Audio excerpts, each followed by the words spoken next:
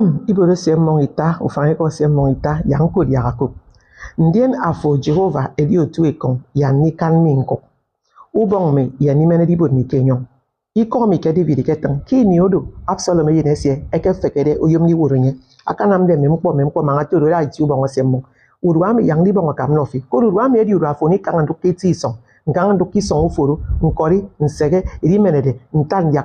Eke pededi emi esnere kesru fofo panguton Absalom eke di yen Davido enyaka dagada anwane kong ye tesiemo eke esnere kesru fofo make it yem bubere make it your business make it through for basi make a compound make otu mufan make it mubere ko fo worode enyaka mi so nteti owu edi kanwane kong ye fo kendebe atayi daga mi kuwa mi mbon kam no fi nte kesi yom dem fna yefo si yom di ko yefo yaga basi ana menye ko kong dem ko friyo udwami afo yo kuru boko Jehovah udwami Jehovah ya kan fioko aye de be bot fo kenyon aye one of ye di kan aye di bot to fo ku udwami ototongo edi fon po kidem fo aye ni woron wuli dem se Jehovah ko do eyo songo da wo boko ikem eke so bi fot eke so mdem yene ko nen ki son fo edi eke Absalom mi ki boko ku boko bon aswa fi di boko ku boko Jehovah wo boko Jehovah yo do mo kidem yo udwami abasi on of ye di kan sine men ke video mi no nye so wo comment like and share abasi odi on fi ko udwami mo ekpe nam se Jehovah ko do te ye te be ki son fo aye te be Absalom mi ki boko ke anami di ko di boko ke young Jesus amen.